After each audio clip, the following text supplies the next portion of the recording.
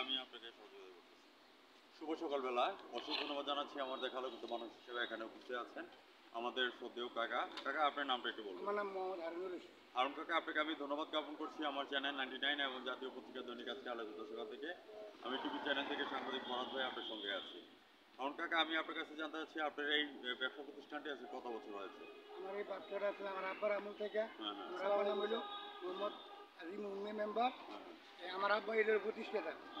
আর এটা আমরা ওই মালদা ফরিদপুরি খাগড়াছড়ি থেকে, পার্বত্য চট্টগ্রাম, খাগড়াছড়ি, বান্দরবন এইসব জায়গা থেকে মালদা ফরিদপুরে নিয়ে আসি ইনপুটের মাধ্যমে সরকারি ট্যাক্স দিয়া। হ্যাঁ, আপনারা যখন মালটা যখন টাকা নিয়ে আসেন, হ্যাঁ, সরকারি ট্যাক্স এবং ভ্যাটের মাধ্যমে, তখন পুলিশ হয়রানি আপনাদেরকে করে কিনা সেই জিনিস? হ্যাঁ, পুলিশ তো অফিসের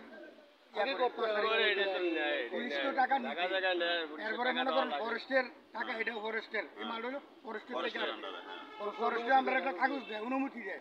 অনুমতি দিলে আমরা এটা নিয়ে আসি ফরেস্টের প্রত্যেক জায়গায় জায়গায় চেক করে মালটা ঠিক আছে নি চেক করে এটা দেয়।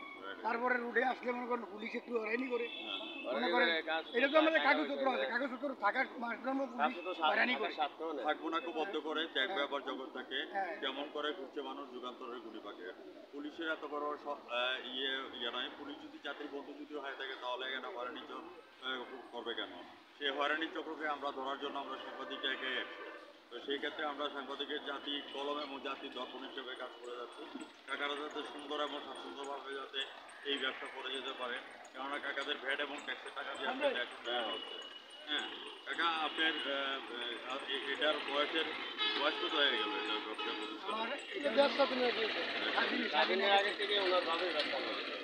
এখন পুঁজি খাটাইছেন কাকা কত? এই ধরনের 5-6 লাখ টাকার মতন এই মাল আমি বেশি কৃষকের নেয় মালগুলা। টমেটো লাগায়, সই লাগায়, তারপর যে আমি লাউটাও লাগাই, সাঙ্গের খেতে করলা লাগায়, এইসব খেতে নিয়ে মানুষ লাগায়। সবজির জন্য কৃষকরা নিয়ে যায়। যে জিনিসটা বলতে হবে যে সুজলা সুফলা শস্য শ্যামলা আমাদের এই নিকেতন কৃষকদের সৌজন্যে এই বেড়ার নির্মাণের কাজে এটা নিযুক্ত, বিভিন্ন সবজির কাজে এটা নিয়োজিত করা হয় এবং বিভিন্ন কাজের মধ্যে কৃষকরা এটা ব্যবহার করতেছে এবং জনসাধারণ ব্যবহার করতেছে। তার আজকে যদি আজকে এই আপনারা যদি নিয়ে আসতেন তাহলে মনে করেন যে এই এটা সুযোগ সুবিধাটা, তো সেই সুবাদে আমরা আমাদের চ্যানেলের মাধ্যমে আমরা টিভি চ্যানেলের মাধ্যমে আমরা অনুরোধ কাকাকে ধন্যবাদ জ্ঞাপন করছি।